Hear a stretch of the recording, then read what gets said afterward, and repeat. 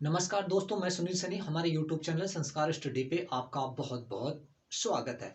तो दोस्तों, इससे पहले हम पढ़ रहे थे कि वाक्य किसे कहते हैं या वाक्य के कितने भेद होते हैं। वो देखिए दोस्तों, हमने रचना के आधार पर वाक्य को पढ़ा था।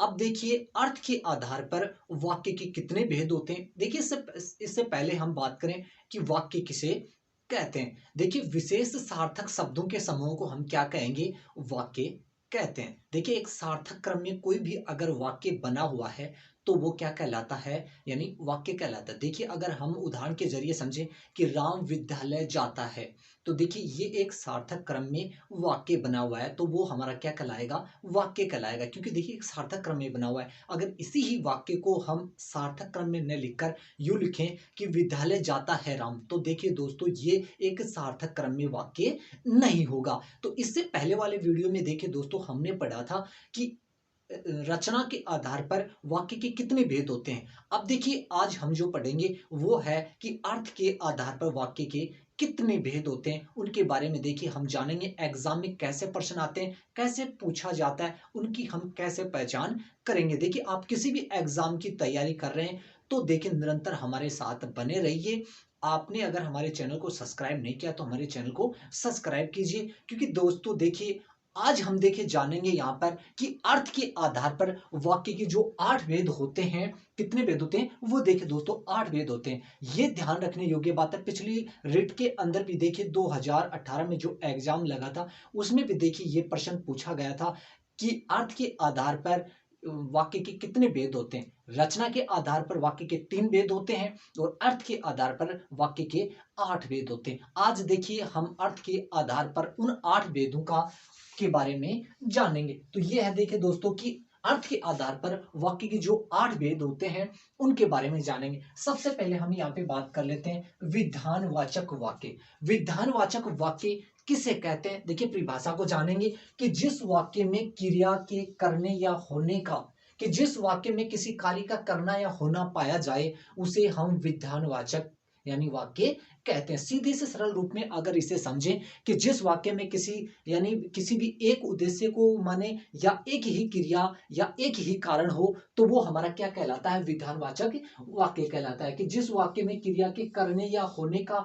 सामान्य कथन हो उसे हम विधानवाचक वाक्य कहते हैं। ये देखिए हम बात कर रहे हैं यहाँ पे कि अर्थ के दृष्टि से वाक्य के जो 8 भेद होते हैं उनके बारे में हम यहाँ पे चर्चा कर रहे हैं। इससे पहले वाले वीडियो में हमने देखिए रचना के आधार पर वाक्य के जो 3 भेद थे उनके बारे में जाना, एग्जाम में कैसे प्रश्न आते हैं वो जाने थे। अब हम यहाँ पे बात करते हैं उन उदाहरणों से। देखिए हम यहाँ समझेंगे कि विधानवाचक वाक्य की कैसे पहचान करेंगे, क्योंकि देखिए हमने ये बताया कि एक क्रिया होगी, एक ही कारण होगा, एक ही या उद्देश्य होगा, तो वो हमारा क्या कहलाएगा? विधानवाचक वाक्य। कि जिस वाक्य में एक कथन हो, एक उद्देश्य, एक ही यानी कि क्रिया हो, तो उसे हम विधानवाचक वाक्य कहते हैं। यहाँ पे देखिए कि सूर्य गर्मी देता, एक कारण है, एक उद्देश्य, एक ही क्रिया है और उसमें किसी कार्य का करना या होना पाया जा रहा है, तो वो हमारा क्या कहलाएगा? विधानवाचक वाक्य कहलाएगा। इसी प्रकार से देखिए यहाँ पे हिंदी हमारी राष्ट्र भाषा है, क्योंकि यहाँ पे बताया गया कि हिंदी के बारे में ही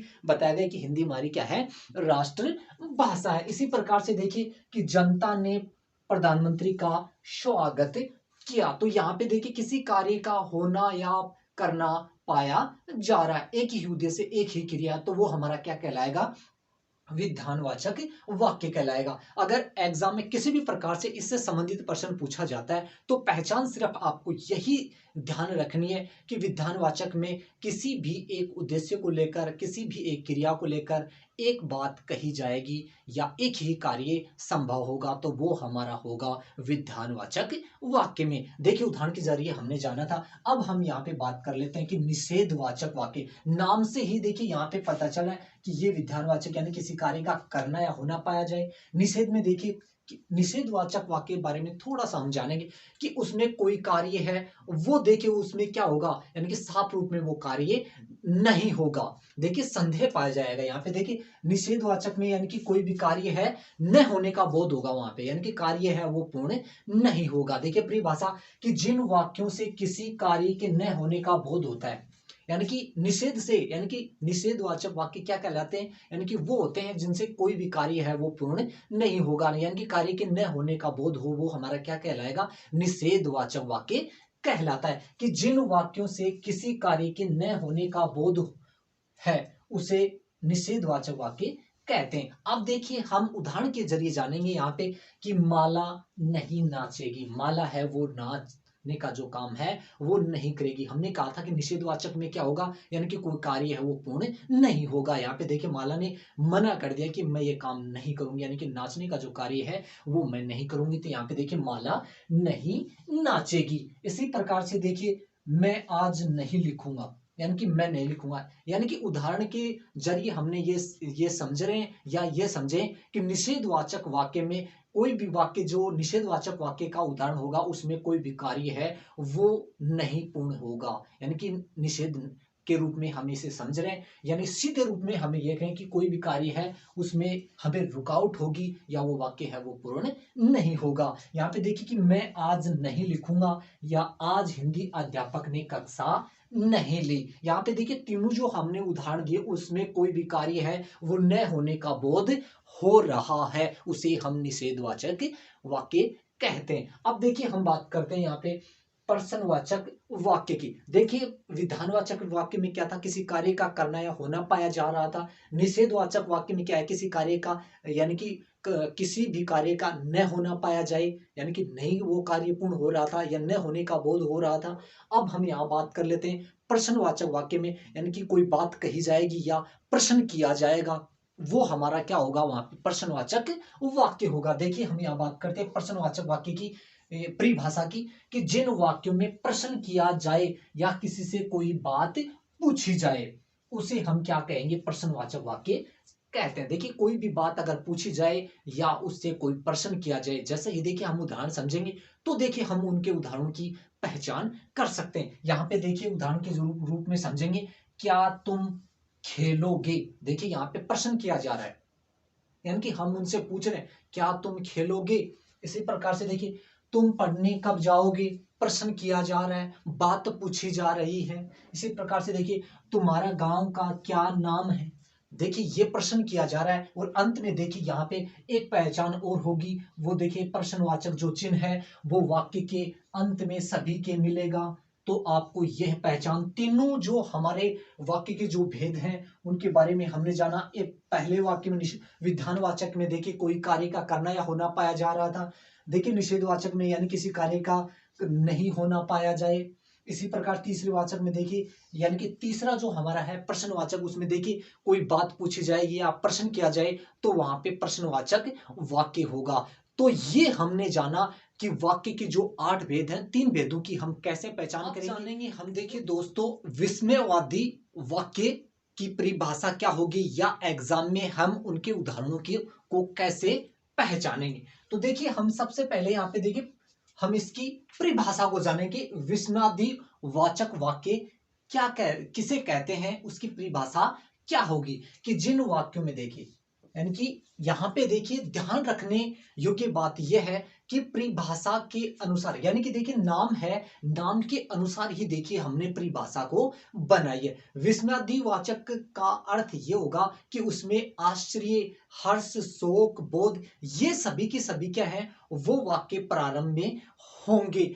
हमें वो स्पष्ट रूप से वाक्य के प्रारंभ में ही दिखाई देंगे। पहचान यही होगी देखिए कि जिन वाक्यों में आश्चर्य, हर्ष, शोक, घृणा आदि के भाव व्यक्त हो उन्हें विस्मयादि वाचक वाक्य कहते हैं। देखिए इसकी परिभाषा को हम शॉर्टकट में समझें तो जिसके अंदर, यानी जिस वाक्य के प्रारंभ में आश्चर्य, हर्ष, शोक, बोध या भाव का अगर बोध होता है, विस्मयादि बोधक जो चिन्ह है वो देखिए वाक्य के प्रारंभ में ही, यानी कि विस्मयवादी बोधक जो अवयव है वो हमें स्पष्ट रूप से वाक्य के प्रारंभ में ही दिखाई देंगे। यही देखिए दोस्तों इसकी यानी कि पहचान होगी। अब देखिए हम यहाँ पे समझेंगे उदाहरण के जरिए। अरे इतनी लंबी रेलगाड़ी, देखिए यहाँ पे वो देखिए हमने यहाँ पे बात की थी आश्चर्य, हर्ष,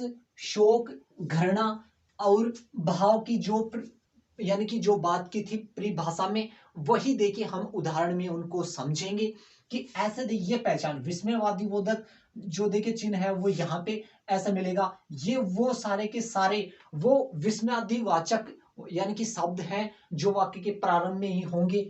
अरे इतनी लंबी रेलगाड़ी, ओहो बड़ा जुल्म हो गया, यानी कि ये सारे के सारे देखिए विस्मयादि यानी कि हर्ष शोक घृणा यानी कि भाव इनसे संबंधित वो मिलेंगे। और विस्मयादि बोधक यानी कि जो चिन्ह है वो वाक्य के प्रारंभ में ही हमें स्पष्ट रूप से दिखाई देगा। इसी प्रकार से देखिए छी कितना गंदा दृश्य है, शाबाश बहुत अच्छे खेले। तो ये था हमारा। इससे पहले देखिए हमने विधानवाचक निषेधवाचक और एक जो हमारा जो अंतिम का जो भाग था उसको हमने जाना था। इसके बाद में देखिए हम यहाँ पे बात कर रहे थे विस्मयादिवाचक वाक्य की कि विस्मयादिवाचक वाक्य है उसकी परिभाषा क्या होगी, उसकी पहचान क्या होगी। सबसे जो सटीक बात यह है कि विस्मयादिवाचक वाक्य है उसकी जो पहचान है वो देखिए वाक्य में हमें हर्ष शोक भाव आश्चर्य ये सभी सभी क्या है वो विस्मयादि यानी कि जो चिन्ह है वो देखिए वाक्य के प्रारंभ में ही हमें दिखाई देगा। तो हमें ये समझ लेना है कि वो वाक्य है वो कौन सा होगा, यानी कि विस्मयादिवाचक वाक्य होगा। अब देखिए दोस्तों हम ही बात करेंगे आज्ञावाचक वाक्य। नाम से ही स्पष्ट रूप से ये पता चल रहा है आज्ञावाचक यानी कि जिन वाक्यों में देखिए कि जिन वाक्यों से आज्ञा या अनुमति का बोध हो। नाम से देखिए विस्मयादिवाचक में क्या था, आज्ञावाचक वाक्य में क्या है। इससे आगे देखिए इच्छावाचक वाक्य में क्या होगा। सभी जो 8 भेद हैं यानी कि अर्थ के आधार पे हम देखिए दोस्तों बात कर रहे हैं, हमने अलग अलग रूपों में जानना है और उनकी पहचान देखिए अलग अलग है। सभी जो आठों हैं जो भाग हैं उनकी देखिए अलग अलग पहचान है। उन सभी देखिए अलग अलग पहचान को हम पूरी बारीकी से जान रहे, किसी भी प्रकार की आपको दिक्कत नहीं होनी चाहिए। आज्ञावाचक में देखिए कि आज्ञावाचक की जो परिभाषा है कि जिन वाक्यों से यानी कि जिन वाक्यों से आज्ञा या अनुमति का बोध हो उसे हम आज्ञावाचक वाक्य कहते हैं। आप देखिए इसकी यानी कि इसके उदाहरण को समझेंगे। तुम पानी लाओ, आज्ञा दी जा रही है, आदेश दिया जा रहा है कि तुम पानी लाओ। देखिए हम परिभाषा के अनुसार ही उदाहरण बनाए, चाहे उदाहरण किसी भी प्रकार के एक्स वाई जेड कोई भी हो हम उनकी पहचान कर सकते हैं। ये न समझे कि ये जो उदाहरण यही एग्जाम में मिलेंगे, ऐसा कतई संभव नहीं होता है। एग्जामिनर है वो नाम चेंज कर सकता है, उसका प्रारूप चेंज कर सकता है। आपको सटीक परिभाषा अगर आती है तो आप बहुत सारे उदाहरणों में से इनको अलग छांट सकते हैं। इसी प्रकार से देखिए आप चुप रहिए, आदेश दिया जा रहा है, आज्ञा दी जा रही है, या मैं घर जाऊं।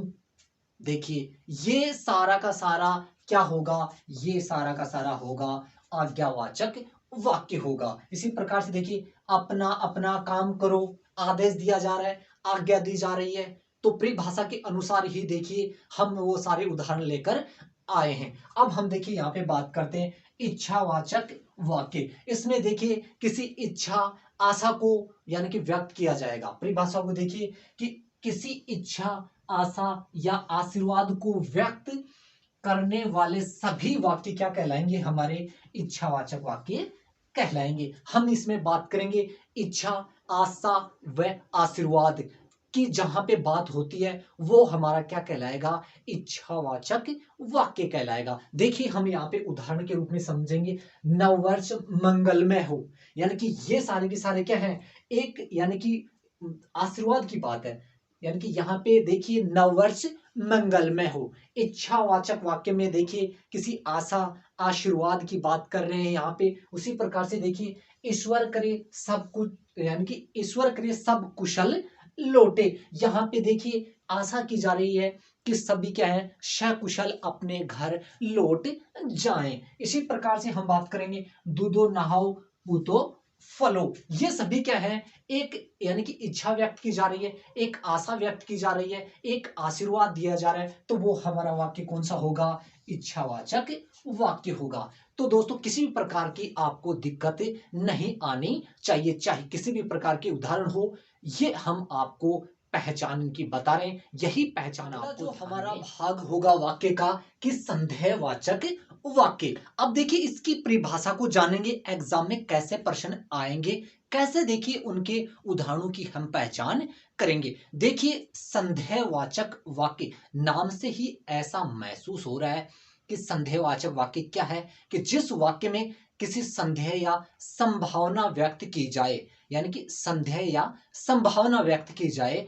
जिस वाक्य में कोई भी कारण हो, उसमें कोई संदेह या संभावना व्यक्त की जाए, वो हमारा संदेहवाचक वाक्य होगा। अब देखिए जिन वाक्यों में कार्य के न होने में संदेह अथवा संभावना का बोध हो, उन्हें संदेहवाचक वाक्य कहते हैं। देखिए कोई भी अगर वाक्य होगा उसके अंदर एक कार्य के यानी कि न होने की संभावना होगी, वो हमारा क्या होगा, यानी कि निषेधवाचक वाक्य या सॉरी संदेहवाचक वाक्य होगा। देखिए आज वर्षा होने की संभावना है, ये एक देखिए यहां पे एक संदेह या हम कह सकते हैं एक संभावना व्यक्त की जा रही है कि आज वर्षा होने की संभावना है। यही देखिए परिभाषा में भी यही बताया गया, उसी ही के अनुसार हम आपको उदाहरण बता रहे हैं कि जहां पे जिस भी वाक्य के अंदर संदेह या संभावना व्यक्त की जाए, वो हमारा कौन सा वाक्य होगा, संदेहवाचक वाक्य कहलाएगा। इसी प्रकार से देखिए वह शायद आ जाए, यानी कि वह शायद आ जाए, यानी कि एक संभावना व्यक्त की जा रही है, एक संदेह व्यक्त किया जा रहा है। इसी प्रकार से देखिए संभवतः वह सुधर जाए, एक बिगड़ा हुआ व्यक्ति, उससे एक आशा की जाती है, एक संभावना व्यक्त की जाती है कि वो शायद सुधर जाए। इसी प्रकार से देखिए शायद मैं कल बाहर जाऊं, आशा व्यक्त की जा रही है, एक संदेह व्यक्त किया जा रहा है, यानी कि एक संभावना व्यक्त की जा रही है कि शायद मैं कल बाहर जाऊंगा। तो ये देखिए संदेहवाचक वाक्य हुआ हमारा कि इसके अंदर यानी कि एक संदेह होगा, एक यानी कि वो हम कह सकते हैं संभावना व्यक्त करने की जो भावना है वो होगी, तो वहां पे हमारा कौन सा वाक्य होगा, संदेहवाचक वाक्य होगा। अब देखिए हम बात कर लेते हैं यहाँ पे संकेत वाचक वाक्य। देखिए संकेत वाचक में क्या होगा कि देखिए जिन वाक्यों से एक क्रिया के दूसरी क्रिया पर निर्भर होने का बोध हो, उन्हें संकेतवाचक वाक्य कहते हैं। देखिए एक क्रिया दूसरी क्रिया के ऊपर क्या होगी, निर्भर होगी, यानी कि जो मैं बात कहूंगा वो दूसरी बात के ऊपर निर्भर होगी। वो देखिए यहाँ पे समझे, वर्षा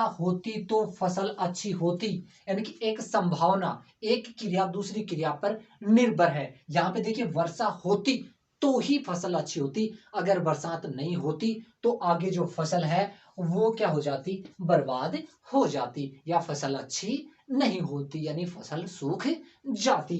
तो यहाँ पे देखिए एक यहाँ पे क्या किया जा रहा है, यानी कि संकेतवाचक की जो पहचान होगी कि एक क्रिया दूसरी क्रिया के ऊपर निर्भर होगी, वो हमारा कौन सा वाक्य कहलाएगा, संकेतवाचक वाक्य कहलाएगा। इसी प्रकार से देखिए आप आते तो इतनी परेशानी नहीं होती, यानी कि अगर आप आते साथ में तो हमें इतनी परेशानी नहीं होती। ये देखिए आपके ऊपर बाकी का जो वाक्य है वो सारा का सारा देखिए इसके ऊपर निर्भर है, तो वो हमारा संकेतवाचक वाक्य का उदाहरण होगा। इसी प्रकार से देखिए यदि छुट्टियां हुई तो हम कश्मीर अवश्य जाएंगे, अगर छुट्टियां मिलेंगी या होंगी तो ही हम कश्मीर जाएंगे, अन्यथा नहीं जाएंगे।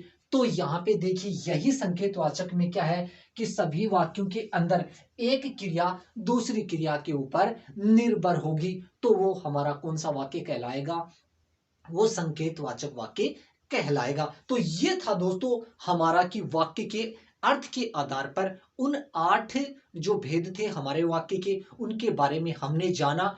तो किसी भी प्रकार की आपको दिक्कत नहीं होनी चाहिए, एग्जाम में कैसे भी प्रश्न बने आपको किसी भी प्रकार की समस्या नहीं होनी चाहिए।